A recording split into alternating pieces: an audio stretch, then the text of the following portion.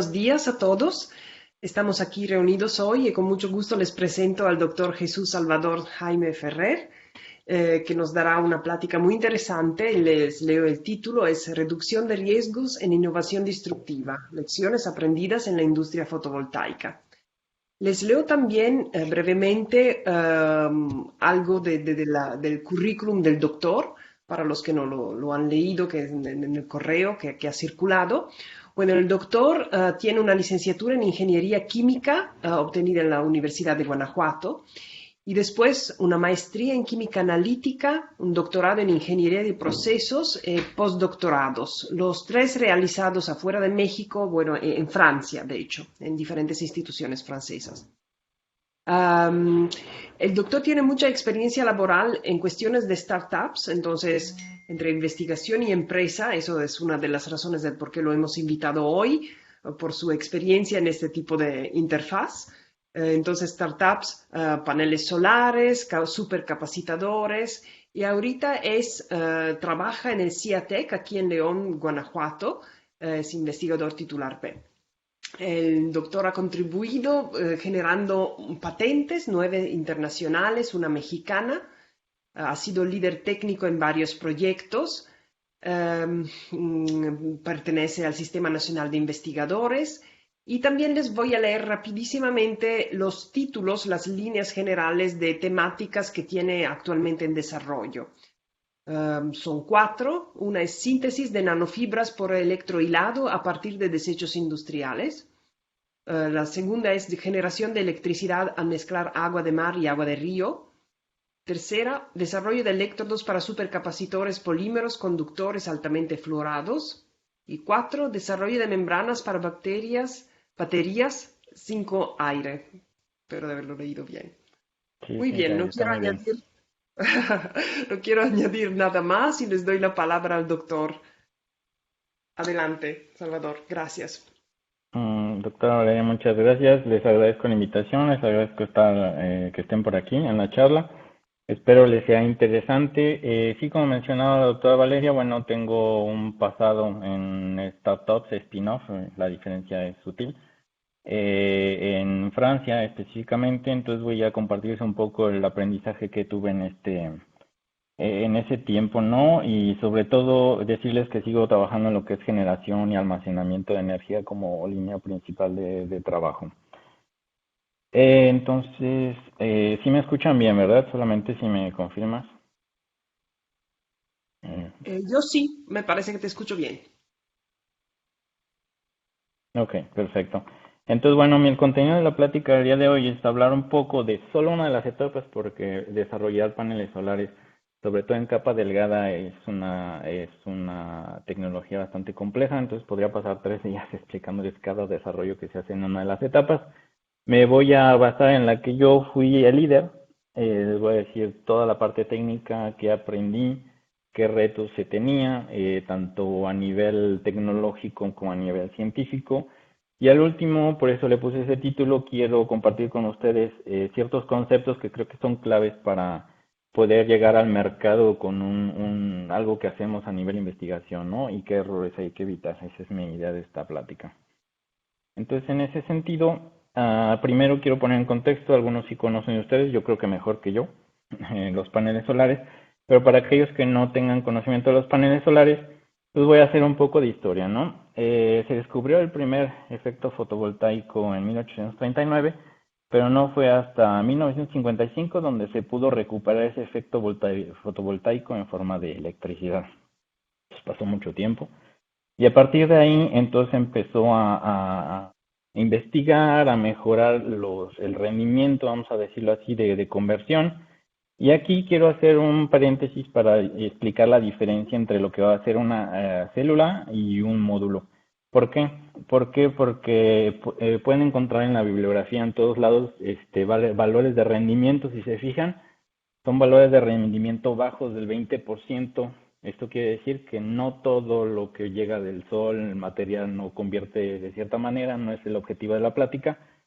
Pero bueno, actualmente los mejores paneles andan entre 25 en módulo por ciento y tal, lo voy a especificar. Pero antes quiero hacer una diferencia Entre lo que es una célula, lo que es un módulo, un arreglo y un sistema solar. ¿Por qué? Porque la célula es una parte de un componente de módulo solar. Y dependiendo de la tecnología, pues como ven ustedes, pues están las tabletas, los wafers de silicio, entonces cada una se van interconectando y cada una debe de trabajar de manera serie y de manera ordenada. Y entonces al momento que se interconectan, pues puede haber otros fenómenos como pérdidas por contacto eléctrico, etcétera, que van bajando el rendimiento de conversión. Por eso es de que las células tienen rendimientos de 26%, por ejemplo, aquí en el 2015, y los módulos al momento de que los conectas, pues puede haber hay una pérdida en esa eficiencia, ¿no? Debido a reflexión, como les decía, pérdidas de materiales, etcétera. Entonces el módulo es un conjunto de células, un arreglo solar es un conjunto de módulos o paneles solares, y un sistema solar, pues ya sería lo que son las granjas que ustedes han visto en varios lados. Solo para actualizar, esta gráfica es hasta 2015, la pongo porque me gusta mucho. Sin embargo, pues los módulos, bueno, pues hasta el año pasado, tecnologías como SunPower, LG, ya tienen potencias, que es lo que por lo general queremos obtener, de 400 watts. Hay paneles que van hasta más grandes de 600, etcétera, dependiendo del tamaño, el tipo de tecnología, y la eficiencia anda alrededor del 22%. ¿Qué tipo de paneles solares estamos hablando? Bueno, hay diferentes tecnologías, más al rato voy a hablar específicamente de todas, pero bueno, ahorita estoy hablando de lo que es el silicio. Hay de compuestos semiconductores y otras nuevas tecnologías que se han estado desarrollando. Y dentro del silicio, bueno, la estructura más común de un módulo fotovoltaico, pues tiene una caja de interconexiones, un sustrato, tiene un recubrimiento para evitar que la humedad, la tierra, etcétera, entren, el encapsulante, las células solares en sí, el encapsulante frontal, un vídeo frontal y el marco, que todo esto hace el conjunto del panel solar. Pero yo dónde entra la experiencia que yo tuve en todo esto de los módulos solares. Pues resulta ser de que en el 2003 empezó a haber una crisis del precio del silicio. Como observan aquí, bueno, ya para mediados del 2008 subió de casi $30 el kilo, subió hasta 460, ¿no? Entonces, pues hubo una alarma general, sobre todo en Europa donde yo estaba, y la Comisión Federal de Electricidad francesa decidió en el 2003 invertir tanto gente como recursos para investigar nuevas tecnologías que no estuvieran basadas en el silicio y poder continuar con el desarrollo de los paneles solares, ¿no? Entonces, bueno, agarraron ahora sí completo la clasificación de las células solares. Eliminamos el silicio porque eran las malas, entre comillas, en el 2003, porque iban a estar muy caras, y que quedaba, pues, células solares a base de compuestos semiconductores y tecnologías emergentes. Voy a empezar por estas de aquí. Entonces tenemos los compuestos del grupo 3,5, y pues en pocas palabras, estas tecnologías pues tienen muy buen rendimiento, pero son muy caras, y actualmente pues se utilizan para aplicaciones espaciales. Las tecnologías emergentes, pues principalmente, bueno, ahorita ya la perovskita tiene buenos rendimientos, buenas eficiencias, sin embargo, poca estabilidad. Es lo que ahorita anda adoleciendo la perovskita, pero en general todas estas tienen bajo rendimiento, entonces no pueden competir con el silicio que ya existía en el mercado. Y por último, bueno, quedan los calcogenuros. En ese sentido, pues se tienen el teluro de cadmio, se tiene la questerita y la calcopirita. La diferencia, bueno, es aquí indio galio, azufre estaño y esta cadmio telurio. El cadmio telurio, bueno, la questerita bajo rendimiento, no hay módulos mayores, bueno, no había en la época mayores a 5%. El cadmio telurio está muy bien desarrollado en Estados Unidos, perdón. Sin embargo, bueno, Europa no puede acceder porque se utiliza tanto el cadmio como el telurio y son pues, materias tóxicas, ¿no? Pues, ¿qué quedaba entonces en ese momento? Pues quedaba la tecnología cobre, indio, galio, selenio, azufre, que es un semiconductor tipo P en capa delgada, ¿no? Comparando los wafers del silicio con respecto a la tecnología 6GS, ¿qué diferencias hay? Bueno, ya vimos la estructura. Aquí hay una estructura de capa delgada, la voy a explicar en la siguiente slide. Uno de los elementos clave es la diferencia en el espesor, aunque este ya se ha trabajado desde entonces. Pero bueno, si se fijan aquí, para materiales se necesitaban en esa época 150 a 200 micras, y acá en las tecnologías de capa delgada se necesitan de 3 a 5 micras.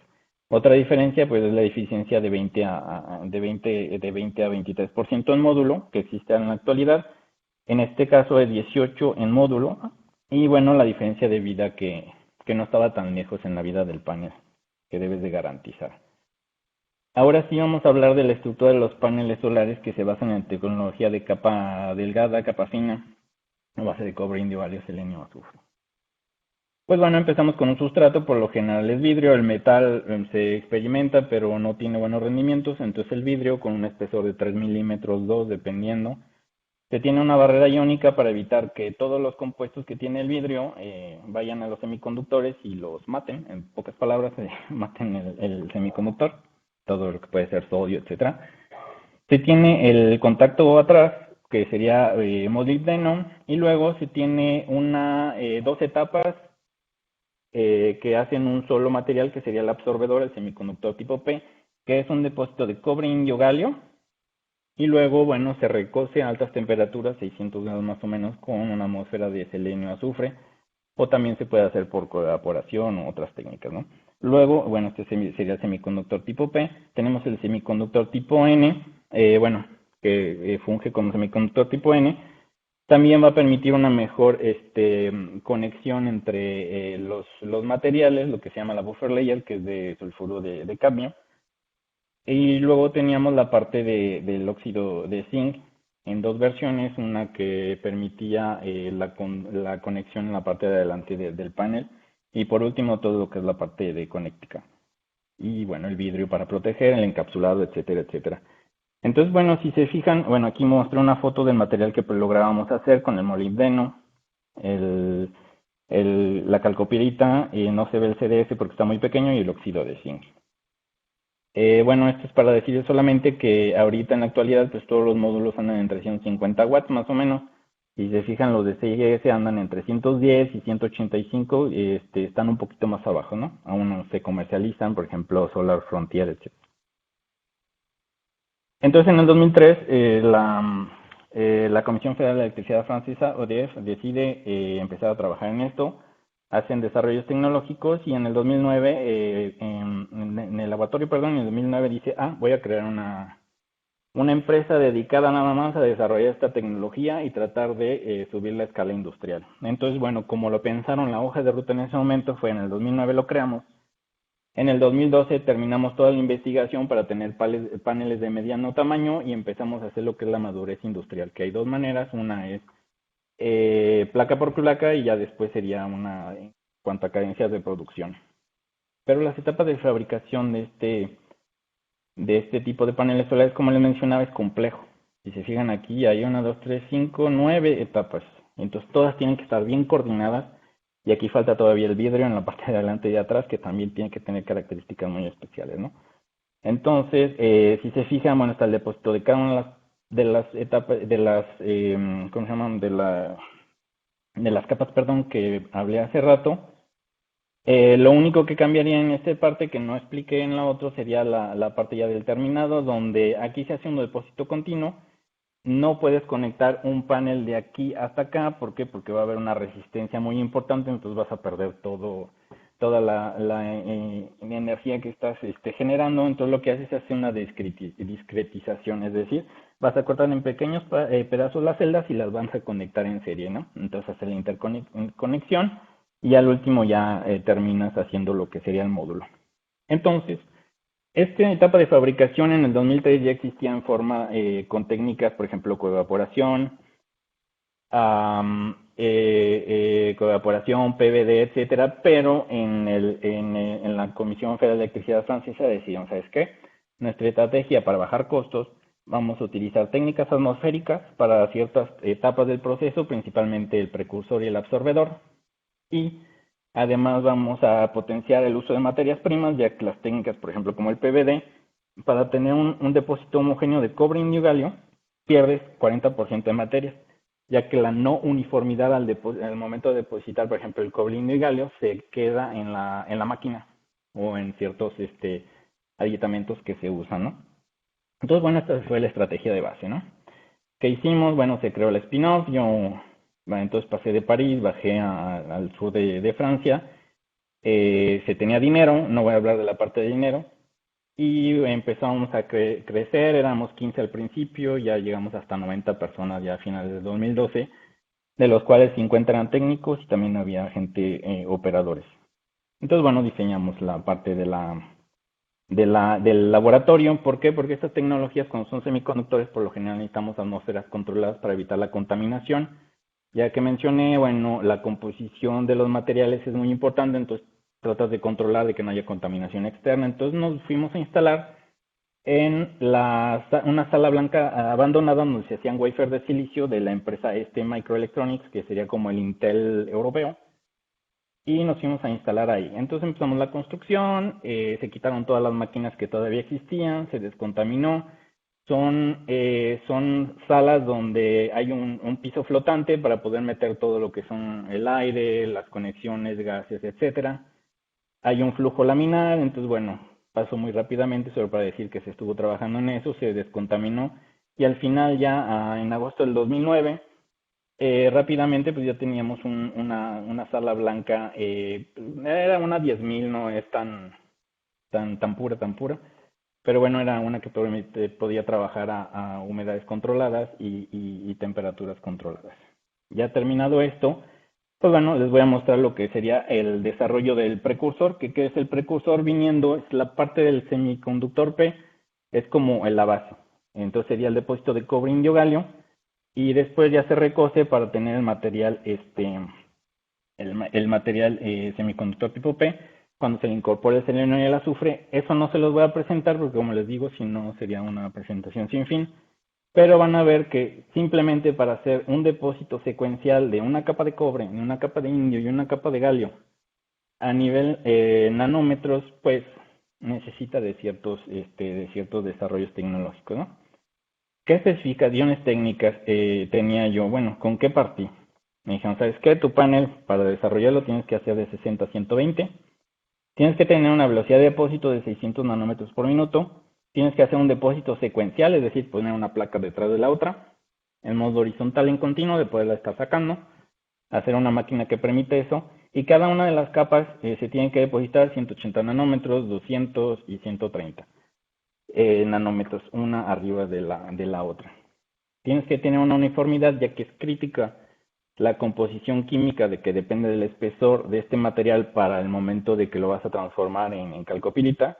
Entonces tienes que tener una uniformidad, una desviación estándar inferior a 3%. Y bueno, esto lo olvidamos al principio, pero tienes que costarte 2 euros con 2 dólares, perdón, 2.5 dólares cada metro cuadrado que proceses. Es decir, que el metal que se va a pegar más la química que puedas utilizar debe de ser inferior a ese precio. Y como estábamos en un sitio clasificado, pues no podía haber efluentes. Entonces, en ese sentido, ¿cuál fue el punto de partida? Pues bueno, llego al laboratorio y me encuentro con vasijas de acuario, en medida que se movían con una bomba peristática. No tengo nada en contra de ello, pero bueno, el resultado que me pedían, pues sí había una distancia bastante importante. Baños que duraban una semana, un mes, y el galio ni siquiera existía. Se hacía el depósito sobre una placa de molibdeno. Eso no es nada nuevo, pero el contacto eléctrico se hacía con una cinta de cobre de 3M, pues, y tenía una velocidad de depósito de 10 nanómetros por minuto, lejos de los 600 que me estaban pidiendo. Y empezamos a trabajar en ello. Para ello hicimos alianzas estratégicas, que es uno de los puntos clave que les quiero transmitir. Cuando hacen desarrollos tecnológicos de esta magnitud, siempre hay que trabajar con amiguitos, y sobre todo privilegiar lo que se llama el Joint Development Agreement, que quiere decir que cada quien trabaja por su lado, mete sus recursos y al final pues todos se juntan y hacen un solo entidad, un solo producto. En ese sentido yo trabajé con IBM de Nueva York para la parte de electrodepósito, sobre todo el cobre, ya que ellos pues bueno son expertos, ya que hicieron en la época los discos duros que se basaban en cobre. También trabajamos con Mico, que es una empresa que hace máquinas de electrodepósito. Y por último, los baños electroquímicos, de los cuales tienen los iones que vamos a depositar en nuestros sustratos. Y entonces trabajamos con la empresa Anton y otros tipos de alianzas que por tiempo no describiré. Y pues bueno, empezamos a hacer nuestros depósitos metálicos de cobre, indio y galio. Y la electroquímica, como diría mi antiguo jefe, pues es muy sencilla, ¿no? Entre comillas. Entonces, ¿qué es lo que pasa con la electroquímica? Pues bueno, vas a poner agua, en el agua vas a poner sal, y luego vas a cerrar un circuito eléctrico y, bueno, uno va a estar, entre comillas, polarizado negativo y positivo. Y si tienes, por ejemplo, cobre en solución, pues el cobre más va a ser atraído por el menos y le va a dar los electrones y se va a volver cobre metálico y ya estuvo. Y del otro lado, si utilizas una nodo sacrificial, pues bueno, tienes el cobre que va a pasar en solución, entonces idealmente compensa el cobre que estás perdiendo al momento que se deposita. Y pues genial, ¿no? Es lo que decía mi jefe, pero si es tan sencillo, ¿por qué te quejas tanto? Pues bueno, al momento de hacer el electrodepósito tienes que controlar varios parámetros y aquí los voy a englobar. El sustrato, ya que como nosotros transferimos electricidad, pues finalmente debemos de tener un material que sea conductor. Y si hay una no uniformidad en la conducción, pues puedes tener preferencias de depósito ahí donde hay más conductividad que en donde no lo hubiera.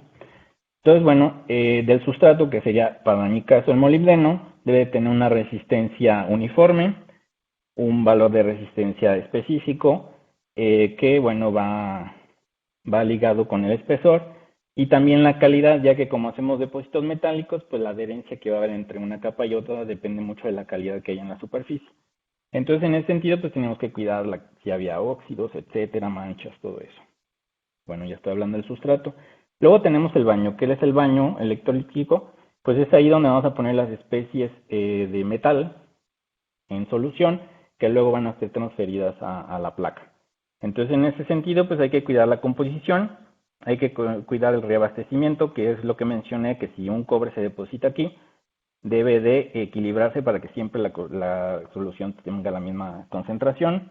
La vida media, estos baños, pues no los puede estar cambiando todos los días, entonces, para que sea industrial un baño, más o menos debe de durarte como 2 años con todo y bueno, ya hay subtilidades en eso, pero más o menos no tienes que cambiarlo, sino nada más reabastecerlo. Y por último, bueno, cuidar la generación de subproductos que se pueden generar, por ejemplo, de reducciones de aditivos, etcétera, etcétera.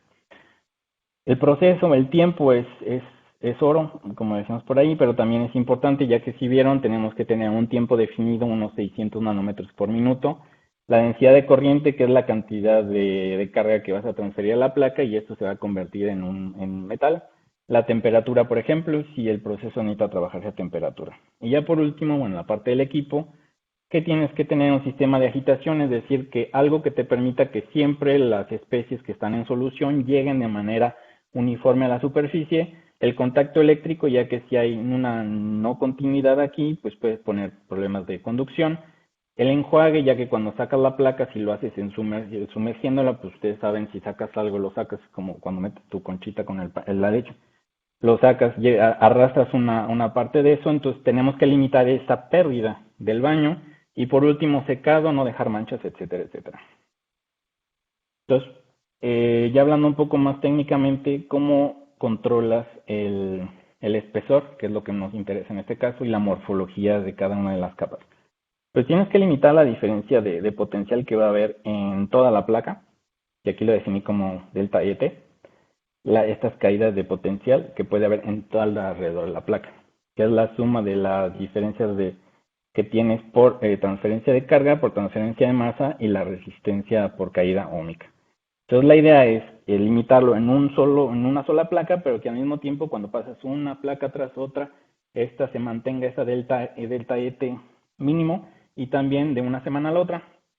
Entonces pues vamos a empezar con todos los parámetros que se tienen que controlar para tener depósitos homogéneos. Lo primero, pues como ya lo mencioné, es el sustrato, ¿no? La resistencia, que va a impactar sobre todo sobre la caída óhmica. Aquí les muestro muy rápidamente qué es lo que pasa cuando tenemos resistencias diferentes del molibdeno. Si tenemos una resistencia alta, pues al depósito, por ejemplo, del galio, le gana la generación de hidrógeno, pues estamos en agua, y pues bueno, si se fijan aquí, pues tenemos picaduras, lo que es por la formación de las burbujas de hidrógeno. Si tenemos una resistencia media o no uniforme, pues podemos tener lugares donde hay depósitos de galio y donde no se deposita galio en la placa. Y ya por último, si tenemos resistencia baja, pues vemos un depósito uniforme. Aquí lo que ven como foto el fondo, pues sería el techo de la sala blanca, por eso se ve así. Pero si no, sería, bueno, metálico completamente el galio que se deposita. ¿Qué es lo que está pasando? Tenemos el molibdeno y tiene una resistencia, no es como el cobre que tiene una conductividad muy importante. Entonces, como nosotros hacemos el contacto eléctrico en la parte de 120 de un lado y del otro para maximizar la superficie del panel solar, entonces nos observamos que entre más nos alejamos del contacto eléctrico, que sería aquí la parte cafecita, pues la resistencia del que opone al molibdeno pues aumenta. ¿Y cómo se va a manifestar en el depósito, por ejemplo, de un cobre? Pues vamos a tener mucho depósito de cobre porque tiene menos resistencia en los bordes y entre te vas alejando, vas hacia el centro, pues el espesor es menor. Entonces te encuentras con un depósito en los bordes de 450 y un depósito pequeño de, por ejemplo, 100 nanómetros en el centro. Ok, ¿qué es lo que vamos a hacer? Porque nosotros queremos tener, por ejemplo, una capa, como les mencioné, de 180 uniforme por todos lados. Para esto lo que vamos a hacer es vamos a disminuir, debilitar las líneas de corriente fuertes o la conducción en esta parte de los extremos. Para eso, ¿qué utilizamos? Podemos jugar con las dimensiones del reactor, con la relación ánodo-cátodo, con la agitación, con algunos aditamentos suplementarios que son los más utilizados. Esto es lo que llaman shield y TIF, que van a ver un ejemplo más adelante, y también la composición. Entonces, en este sentido, bueno, tenemos una representación muy simplista de qué es lo que está pasando dentro del baño. En la parte del centro tenemos líneas de corriente uniformes, sin embargo, nos vamos acercando ahí donde está la transferencia de electricidad de la fuente a la placa y vemos que las líneas de corriente son mayores. Entonces, por eso es de que tenemos un espesor mayor. Lo que hacemos en este caso, podemos utilizar, por ejemplo, TIF, le llaman en inglés, sería como ratero, o un auxiliar que va a estar polarizado diferente. Por ejemplo, si ponemos 50 amperios en la placa, podemos poner de un lado y del otro 60, y lo que va a hacer es de que va a traer unas líneas de corriente que estaban dentro de la placa afuera, y es de esta manera como vas uniformizando. No es el más utilizado, pero creo que es el más representativo ahorita para la explicación, para entenderle. Y bueno, si se fijan, pues podemos pasar de una desviación estándar de 19% a 6% nada más utilizando este tipo de aditamentos. Entonces, una manera como podemos homogeneizar el espesor de un depósito, por ejemplo, electroquímico. Bueno, ya trabajamos sobre el sustrato, el equipo que también puede influenciar, bueno, el contacto eléctrico, ya les mencioné, y también la configuración del reactor. En cuanto al contacto eléctrico, aquí les muestro cómo se observa un depósito de indio, por ejemplo, sobre cobre, cuando tenemos un contacto eléctrico de solo 1 milímetro en lo largo de los 120 y cuando tenemos un contacto de 3 milímetros. Si se fijan en uno, pues hay contacto no muy bueno y puede haber problemas de arqueado. Y cuando se tienen 3 milímetros, pues tenemos un depósito completamente uniforme. Como les digo, lo que se ve de reflexión, pues es porque es completamente metálico y tenemos la sala blanca que se refleja. Y han de decir, bueno, ¿y por qué se empecinaron en hacerlo en 1 milímetro? Porque entre más superficie tengas para el panel solar, pues más potencia y más ganancia tienes. Entonces, bueno, tratábamos de jugar con esa parte, pero al final estuvimos obligados de trabajar con 3 milímetros de contacto eléctrico. Entonces, esa parte es importante.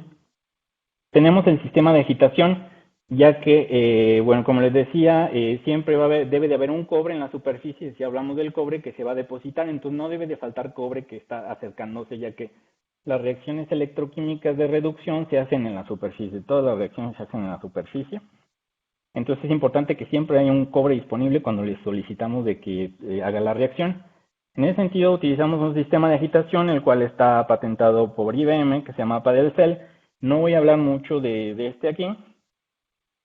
Sin embargo, lo que hace este sistema de agitación, gracias a su configuración que tiene en forma de remo doble como triángulo invertido, lo que permite es disminuir la capa de difusión, y esto permite que los subproductos sean retirados rápidamente y que al mismo tiempo la especie que llega para ser depositada llegue más rápido. Entonces, lo ideal es disminuir lo más posible esta parte de aquí.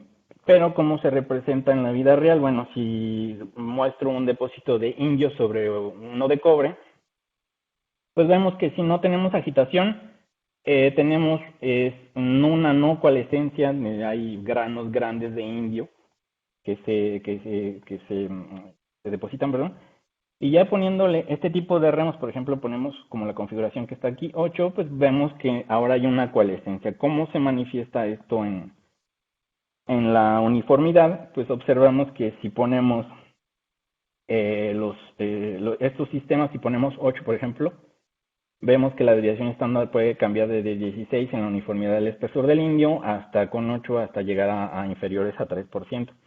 Y al mismo tiempo, bueno, tenemos un buen resultado, ya que en cuanto a la eficiencia catódica, quiere decir que toda la electricidad que ponemos sirve solamente para depositar indio, pues aumenta de 70% a casi 100%.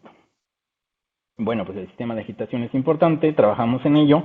Y ahora el baño también es importante, ya que el baño pues va a aportar la sal que contiene el metal que vamos a depositar y los aditivos que van a permitir que el metal sea de la estructura correcta que andamos buscando, que tenga las características que queremos.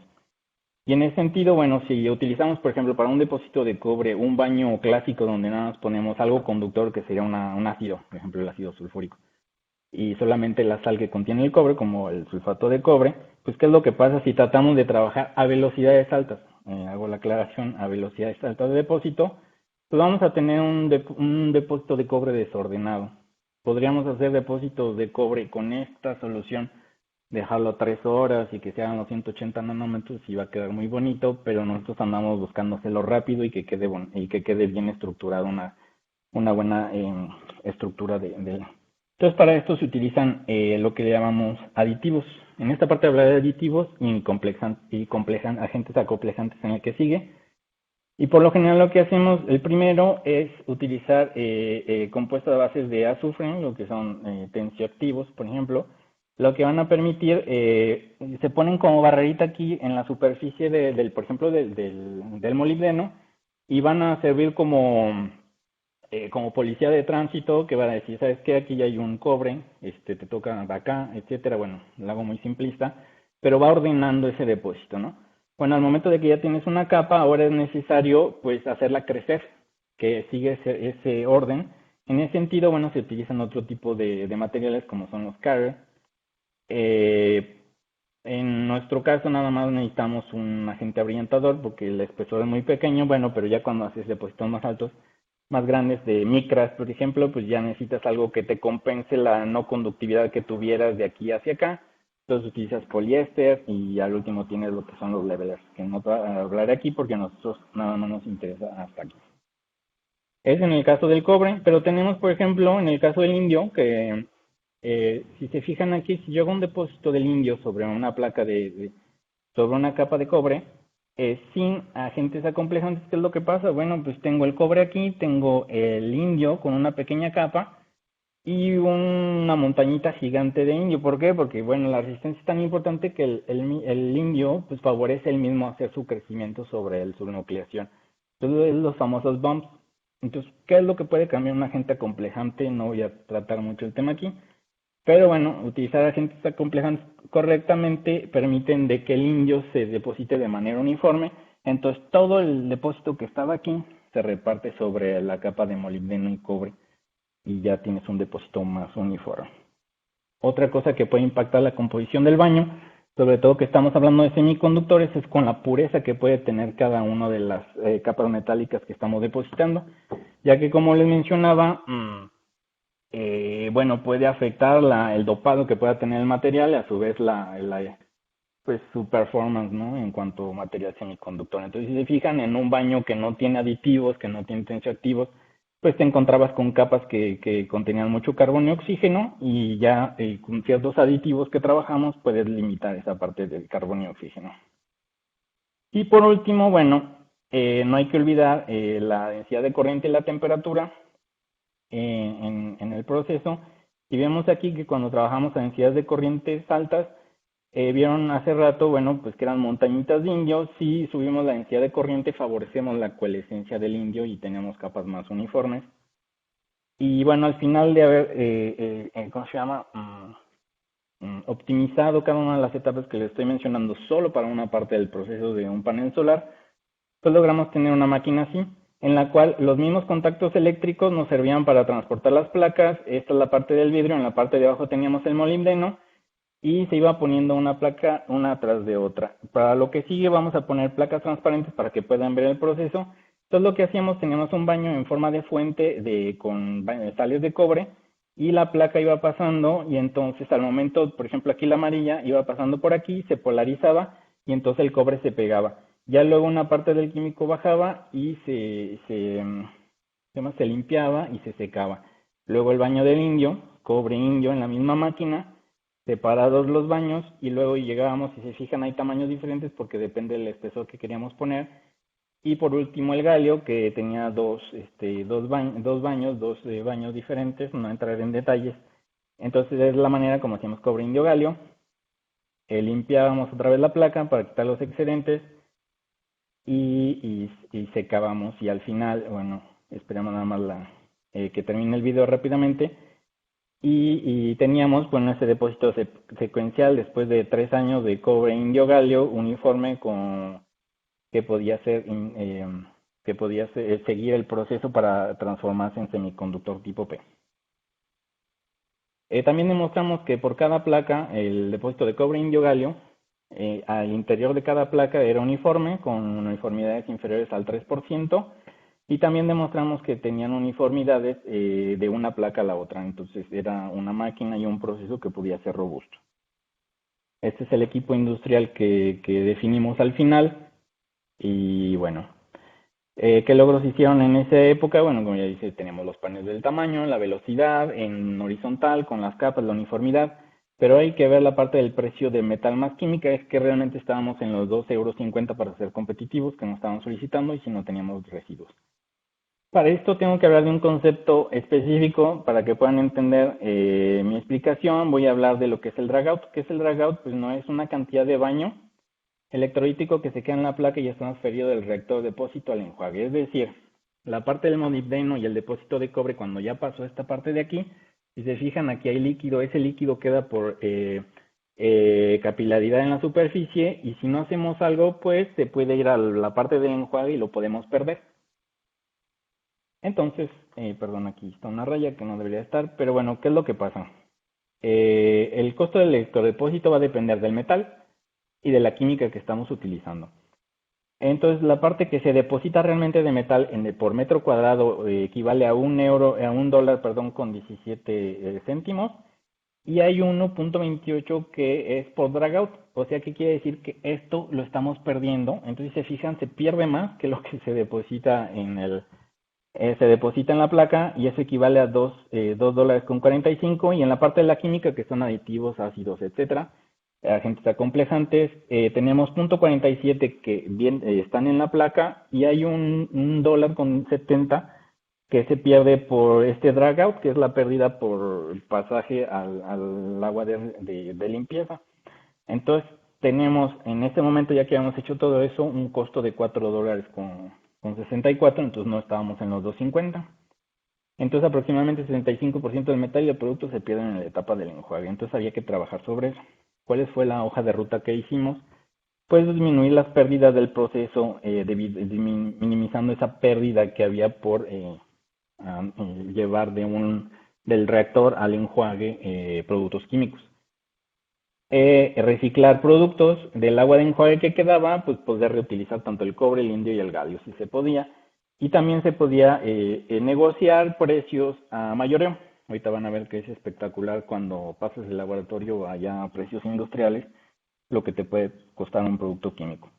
Entonces, nada, para la reducción de pérdidas por arrastre, pues utilizamos un principio muy sencillo que se utiliza para las frutas y varios principalmente para quitarles el agua. Entonces lo que hacemos, para que no se oiga el ruido, lo que hacemos es una navaja de aire viene y va a soplar sobre la placa. Y de esta manera lo que hace es de que va a detener pues de que lleves de una parte al otro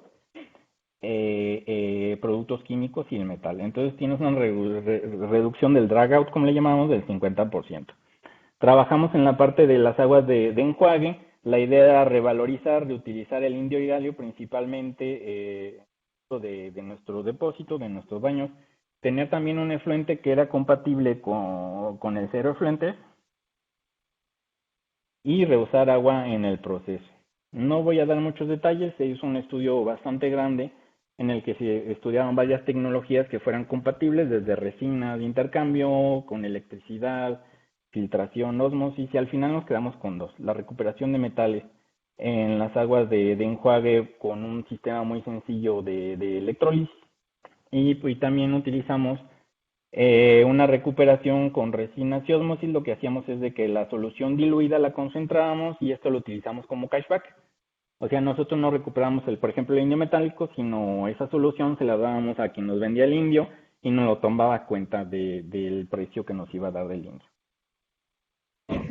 Y por último, ay, sí oye ruido, perdón. Y por último, bueno, podemos jugar con el precio de los componentes. Hay dos que no puedo dar el nombre, pero si se fijan en hidróxido de sodio, el precio de laboratorio en este momento está en $57 el kilo. Y si lo compras por tonelada, pues baja a 2.3%, ¿no? Y así para todos los compuestos puedes jugar y diferentemente, y puedes reducir el precio bastante.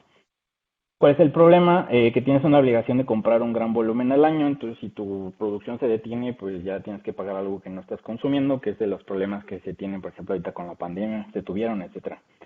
Entonces, bueno, en resumidas cuentas, después de todo eso, partimos de que nos costaba $4 con 64 el metro cuadrado de producción. Con el drag out disminuimos a 3, la recuperación del metal por cashback con las técnicas de reciclado que les dije, 2.8, y precios de mayoreo, pues finalmente logramos estar en los inferiores a 2.5 que nos pedían, ¿no? Y pues ya teníamos toda la lista entre 2012 y 2014 de las cosas que nos estaban pidiendo, pero en 2015 Nexis cerró. Fue duro, pero fue interesante, ya que pues nosotros decíamos, oye, estamos cumpliendo todo lo que queremos. Teníamos en la época, no he investigado después, pero teníamos en la época 3 récords mundiales en técnicas atmosféricas de eficiencia, tanto en módulo, tanto en pixel, por ejemplo, en célula, perdón, etcétera, y aún así cerramos, ¿no? Entonces no entendíamos el por qué, y eso es lo que quiero compartirles para terminar mi plática, el porqué de las cosas que cerramos. ¿Qué lecciones aprendí? Bueno, aparte de todas las que ya vieron, para disminuir los riesgos en los procesos de innovación en este tipo de procesos tecnológicos, hay 4 temáticas que yo las englobo así, y obviamente hay libros donde les ponen 25, etcétera, pero yo los resumo en 4, y que sea una, y voy a empezar con esa, las ventajas competitivas. Y entonces nosotros, si se fijan, nos basamos en una reducción de costos. ¿Por qué? Porque el silicio era caro y nosotros vamos a hacer los salvadores ya que va a ser más barato. No, es la buena estrategia. Dicho, los desarrollos tecnológicos en procesos de innovación disruptivo, jamás, desde mi punto de vista, porque he participado en 2, y los 2, cuando hablas de reducción de costos, van directo al precipicio. Es basarse mejor en mejores rendimientos, una diferenciación. Eso explicaré un ejemplo más adelante. Algo que alguien más no puede hacer. Reducir costos, por lo general, de 10 empresas, 8 fracasan. Entonces, ¿qué es lo que pasó?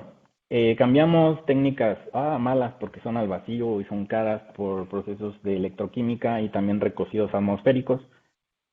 Y al final, bueno, haciendo la comparación, aquí está todo lo que cuesta hacer la etapa de electrodepósito más recocido para hacer la calcopita. Y aquí por técnicas al vacío, ¿no? PVD, etcétera. Y entonces, si se fijan, pues sí, tenemos una reducción del 31% en el costo, ¿no? Pasamos de 6 céntimos por watt pico, de 8.6, que es a 6. Pues muy bien, ¿no? Pero ¿qué pasa? Que esto es una etapa de todas las que vieron que había, es una sola etapa. Ya cuando lo pones con todas las etapas en conjunto, pues finalmente hacer esas 2 técnicas de manera atmosférica, pues solamente la reducción es mínima, ¿no? Si se fijan, es 9.7% del total. Entonces, pues este valor, les digo de ahorita, si quieren tener y irse en el reducción de costos, pues debe de ser superior al 25%, si no, jamás un industrial se va a lanzar a cambiar toda su tecnología solamente por una reducción en el costo de este tipo. solamente si fuera una parte en su proceso, pero no la totalidad de la tecnología. ¿Ok? Otra de las ventajas competitivas que les digo, seleccionamos el producto incorrecto, ya que tratamos de hacer pues paneles en potencia, plenos, así, todos completos, etcétera, para las granjas solares o los que utilizamos en las casas. Sin embargo, ese pues ya los chinos, sobre todo, pues, los que se llevan todas las convocatorias para hacer granjas solares. En ese sentido, debíamos de orientarnos, pero fue hasta 3 meses antes de cerrar donde vimos que debíamos de orientarnos a eso, a otro tipo de mercados como serían las ventanas solares, donde el electrodepósito, por ejemplo, tiene una ventaja muy importante, y les voy a explicar por qué más adelante, ya que, bueno, hacer este tipo de ventajas con transparencia de 50-90, pues podemos tener un nicho de mercado donde nosotros podemos poner el precio y no estamos compitiendo contra depredadores en cuanto a precio, por decirlo así. Bueno, las ventanas solares se utilizan sobre todo mucho en Europa, en Estados Unidos, aquí he visto pocas, pero se utilizan, y si se fijan, si utilizamos el silicio, pues estamos limitados por la forma de las células de silicio, ¿no? Está feo, realmente, a mí no me gusta, cada quien, pero finalmente utilizar otra tecnología que puedes jugar con el diseño, pues puede ser mejor, ¿no? Puede tener una mayor compatibilidad con edificios, etcétera. En ese sentido, bueno, aquí les muestro uno de los últimos módulos que hicimos, que puedes tener transparencia y esto se puede utilizar en escuelas, etcétera, el BPIB que se llama ahora. ¿Qué ventaja tenía el electrodepósito? Como vieron, nosotros tenemos que tener un material conductor para podernos depositar. Y entonces, pues, donde no hay, donde está la ventana, no depositaríamos, solo depositaríamos donde estuviera el molibdeno. Y eso, pues, es una ventaja, ya que, por ejemplo, otra técnica, la coevaporación, el PVD, pues, va a depositar por todos lados completamente y vas a tener pérdidas y vas a tener que remover en esta parte de aquí después el material que has depositado. Entonces tendrías pérdidas proceso y ahí seríamos nosotros competitivos. Bueno, esas son en cuanto a ventajas competitivas. Ahora hay otro término que es importante, que es el time to market. ¿Qué significa esto? No llegar después al mercado. ¿Qué fue lo que pasó? El precio creció. En el 2008 era cuando estaba la crisis del silicio y cualquier gente hubiera puesto dinero. ¿Qué fue lo que pasó aquí? Que la decisión fue muy tarde, se tardaron 6 años para decidir de empezar a hacer un spin-off. Y si se fijan, si esto hubiera empezado en el mismo año que empezaron a platicar, si hubiéramos hecho un proceso normal de desarrollo como lo habíamos pensado, en el 2008 ya hubiera paneles a nivel mercado. Y pues hubiéramos estado en la plena crisis y se hubieran orientado un poco más porque el precio hubiera sido competitivo, ¿no? Pero bueno, no llegamos, entonces por eso el time to market es importante. ¿Qué más? El price to market, las metas del mercado, subestimar los costos. En este sentido, bueno, ya vieron que podíamos ganar un poco, pero ¿en qué se basa nuestra tecnología? Pues en elementos químicos críticos, está el indio, está el galio, el cobre también, bueno, el cobre es baratón, en lo que hablamos es barato, pero si se fijan en el indio, bueno, pues va a depender dependiendo su uso y también pues no es producido en todos lados, aquí no tenemos, Europa tampoco, la China para variar tiene mucho recurso, Canadá, Japón, muy poco, Corea del Sur, pero China principalmente, ¿no? ¿Y qué fue lo que pasó? China, y además en la época donde estábamos haciendo el desarrollo tecnológico, estaba de moda las LCDs y se utilizaban el indio, entonces lo que dijo China, ya no puedo producir para venderle al resto del mundo, todo me lo quedo yo, si quieres te lo vendo, pero te lo vendo. Si se fijan aquí el precio, por ejemplo, de 100 pasó a 1000, ¿no? Y bueno, eso es otra de las cosas que se deben de pensar, utilizar tecnologías que no se basan en elementos químicos que pueden cambiar, ¿no? Y por último, la integración del cliente, que es el cuarto punto, y también es importante que el producto que están esperando, ¿qué es lo que pasa aquí? Pues nosotros les dije, nuestros paneles podíamos hacer y la electroquímica era compatible con paneles de 120 a lo largo y 60. Pero si se fijan aquí, nosotros podemos ser compatibles para ya paneles que existen en el mercado a lo largo en los 195. Sin embargo, en 99 no podemos, ya que como en el contacto eléctrico es nada más en los bordes, pues al final, como a los 45 más o menos, 50, ya no tenemos depósito. Aquí, bueno, empieza a haber fallas de que el depósito no es uniforme. Entonces, esta tecnología no es robusta para paneles que pueden ser comerciales. Entonces, tú llegas con un productor, por ejemplo, de paneles, de vendedor de paneles solares, y le dices, oye, ya tengo estos paneles, Y dice, oye, pero yo tengo todos los sistemas de estación, perdón, ahorita se me fue el nombre, para poder poner eso. Me dice, pues no son compatibles, ¿cómo le hago? No puedes llegar y decirles, cámbiales todos, ¿no? Y bueno, de manera muy general y muy rápida, son los cuatro temas que les quería exponer para tratar de tener un desarrollo tecnológico en este tipo de tecnologías complicadas. Para tener un desarrollo exitoso, pues hay que ver lo que es el time to market, el price to market, que tengas unas ventajas competitivas. Les recomiendo no irse hacia los costos y también basarse en un producto que al final el cliente sea compatible ya con lo que tiene o que él se pueda adaptar, ¿no? De ejemplo, eh, poderse ir al iPhone, que se adaptaron la gente al iPhone y etcétera, ¿no? Y pues bueno, por mi parte sería un poco de los que les puedo compartir hasta el momento y pues les agradezco mucho su atención. No sé si tengan alguna pregunta. Muy bien, muchas gracias. Vamos a ver ahorita, todos los que tienen preguntas, como siempre, si quieren las pueden poner en el chat o las pueden dirigir directamente a nuestro presentador con el micrófono. Vamos a ver, creo que ya hay algo. Ah, preguntan, ¿cuál fue el origen del capital de la empresa?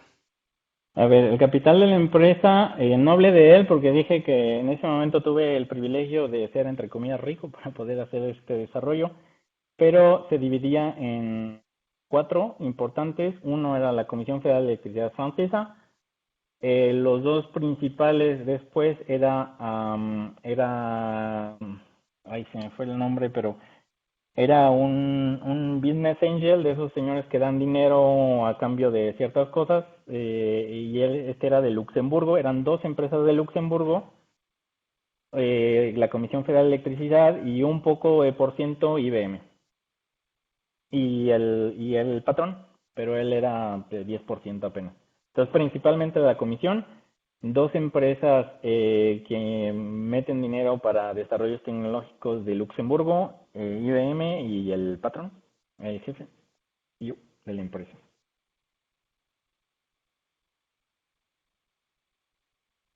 Ok.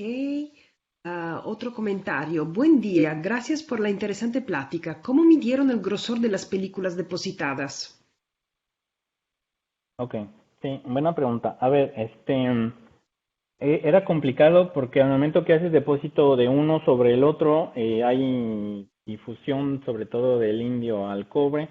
Entonces, medirlas exactamente era complicado, pero lo hacíamos con XRD. XRF, perdón. XRF era lo que hacíamos. Teníamos una máquina grande y hacíamos un mapping, una cartografía de diferentes puntos para poderlo medir. Entonces medíamos de manera muy precisa el cobre, el indio. El galio era un poquito más complicado, pero logramos hacerlo. Así, lo que hacíamos al final, ya cuando lo que hicimos fue desarrollar cada una de las capas, y ya que veíamos que las teníamos, corroborábamos la composición por ISP en función una cierta superficie, pero utilizamos XRF principalmente. Y luego para ver cómo estaba la composición a lo largo de toda la, a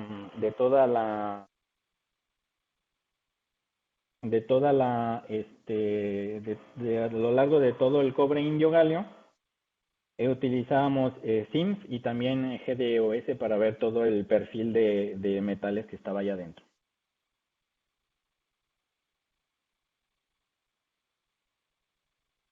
Ok, a ver, ¿alguien más que quiera preguntar algo al doctor?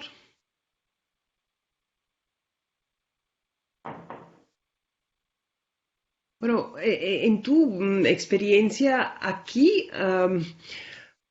¿puedes hacer algo de, no lo sé, escucho, yo no sé mucho de la interfaz con las empresas, estoy muy lejos de esa problemática, entonces Ujú. conozco poco, pero ¿qué comentario nos harías acerca de tu experiencia allá y de la posibilidad de reproducirla en alguna forma, de alguna manera en México? ¿Ves diferencias, límites, potencialidades? Algunos Fíjate que puntos que... yo creo que de las ventajas que podíamos tener, lo que es necesario, tanto en Francia y aquí en México está peor, Se necesita alguien, expertos que sepan hablar el lenguaje de las empresas y el lenguaje de los científicos. Allá era complicado encontrarlos y aquí todavía más, pero es importante alguien que sepa gestionar esa comunicación. ¿Por qué? Porque uno como científico, ¿qué es lo que quiere? Generar conocimiento, generar comprensión, este, mm, entender fenómenos, por ejemplo, ¿no? Desarrollar, ok, hay gente que quiere desarrollar y la empresa le importa poco eso, o sea, a la empresa le importa que le salga barato y que le sirva, ¿no? Entonces falta esa parte de comunicación, de entender, de alguien que sepa gestionar esa parte de ahí. Otra de las cosas que yo creo que podríamos potencializar en México en ese sentido es de que estos desarrollos tecnológicos que les estoy mostrando, por ejemplo, yo tan solo el año tenía un presupuesto de 1,5 millones de euros porque lo estaba haciendo en Francia. Pero podríamos servir como país de residencia para ese tipo de tecnologías que venga, no sé, algún francés, alemán, etcétera, y que lo desarrolle aquí. Los costos de desarrollo tecnológico se le pueden disminuir. A nosotros nos ayudaría porque podemos adoptar esa tecnología. Solo que, bueno, eso necesita una estructura más allá, ¿no? Que el CONACYT o, por ejemplo, cada institución vea esa parte de ahí.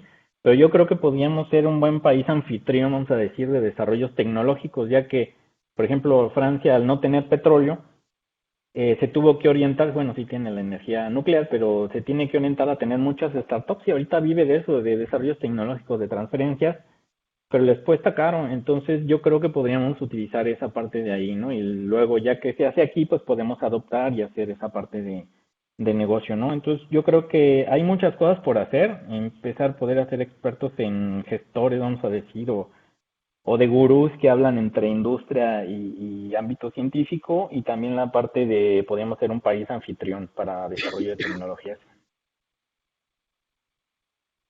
Muy bien, muchas gracias. Otros comentarios y preguntas. Excelente plática. Desde tu experiencia, ¿cuál es el principal reto en México para esta innovación disruptiva?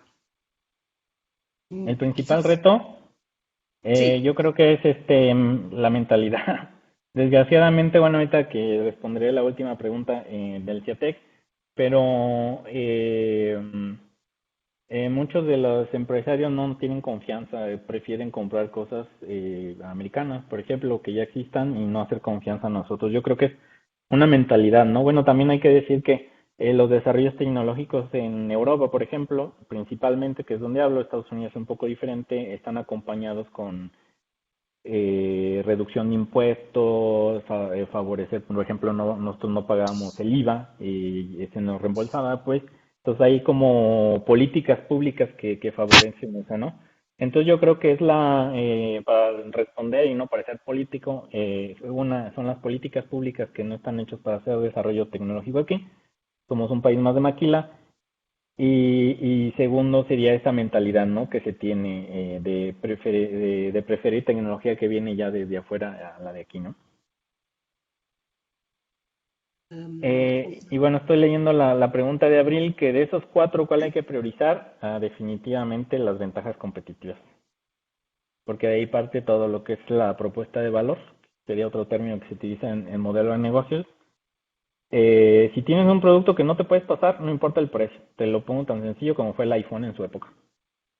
Podían poner el precio que quisieran y la gente lo adoptó.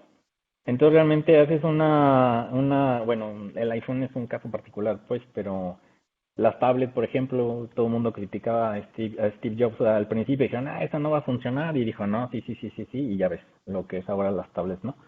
Pero yo creo que se sanó la ventaja competitiva. Una, no se vayan por el precio, realmente es muy complicado porque depende de muchos factores, a menos de que sea algo muy innovador, pero hay que ir por una diferenciación importante, ya sea en rendimiento, en calidad, tiene que ser la ventaja competitiva. Ahí está la clave del éxito. ¿Se encuentra actualmente trabajando en proyectos de desarrollo tecnológico en CIATEC? Sí, sí estamos trabajando. Por ejemplo, ahorita estamos trabajando con otro investigador tratando de hacer patches para quemados. Bueno, hacemos parches de bases de polímeros biodegradables con melanina, el cual tiene efectos antimicrobianos y antioxidantes, y entonces tratamos de hacer esos parches y poderlos vender. La idea es de que el parche ya no lo tengas que quitar, se va a absorber en tu piel y ya no es necesario esas curaciones dolorosas, etcétera. Entonces estamos trabajando en ese y en dos temáticas por ahí.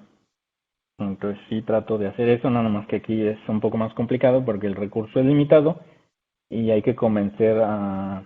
O sea, aquí el empresario no te acompaña para hacer el desarrollo, es más complicado, ellos ya quieren ver el producto final. Y allá la ventaja es de que ellos te acompañan para hacer el desarrollo y ellos lo pagan. La gran diferencia que hay. Muy bien, excelente. Si hay más preguntas, vamos a ver ahorita. Creo que entonces, bueno, yo te agradezco mucho por esta interesante plática. En los próximos días te vamos a enviar un reconocimiento, de hecho, de inmediato, creo. Mm. Reconocimiento por tu participación. Muchísimas gracias. Muchas gracias por Y la invitación y pues espero poder estar ahí en contacto. Si alguien tiene alguna duda, pues me pueden contactar en Ciatec.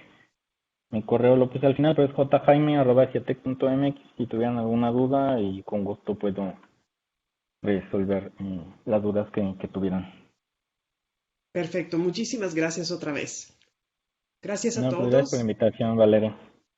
gracias a todos y hasta luego. Saludos.